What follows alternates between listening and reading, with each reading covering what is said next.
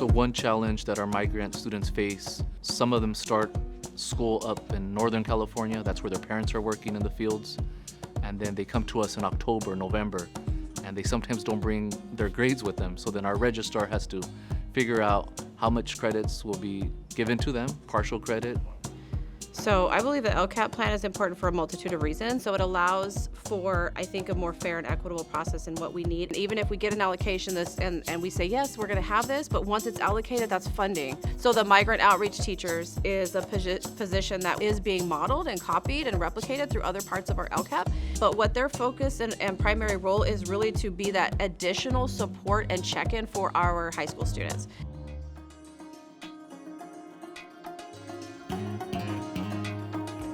I previously in elementary worked with migrant students, and I thought this was a great opportunity to work with secondary. And I saw the need of working with them one-on-one, understanding where they come from, their families, the agricultural work that their families do all day, the struggle, the language barriers, and I felt like I had the passion and the compassion to work with them. The first time I heard about the Migrant Leaders Club, I was kind of shocked since I've been in the migrant program since elementary. So I didn't really think it was like anything big. I just thought it was going to be the same thing as what they did in elementary, which is just help like tutor people and like, you know, make sure they're up to their classes and get good grades. So some of the ways that we serve our migrant community here in Coachella Valley is through after-school programs. Specifically in elementary, we do a lot of opportunities to experience and have firsthand experiences, doing like field trips that are tied to some of the standards that they need to learn about with English and math. As the migrant outreach teacher, I am here to support students one-on-one.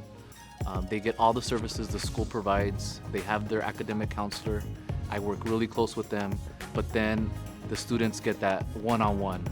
Mr. Naval, my migrant outreach teacher, has had a big impact on my education. Not only that, he has also become a person I can rely on, someone that's there to guide me through and support me throughout my future. It's just gaining that trust with them, letting them know that we're here for them.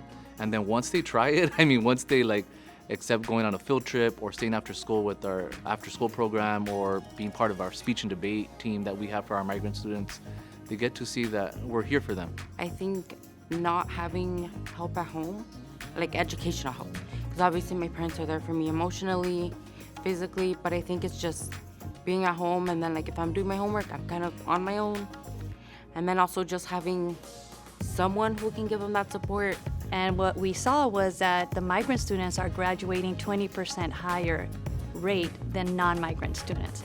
We also this year had 93% of our migrant students complete their FAFSA, where the highest percentage was 88 in our district. Porque el programa migrante no nomás nos mira desde abajo, porque desde que están hasta que salen de la DSMH y luego ya más adelante ya los avientan, ya. Pero todavía los siguen monitoreando.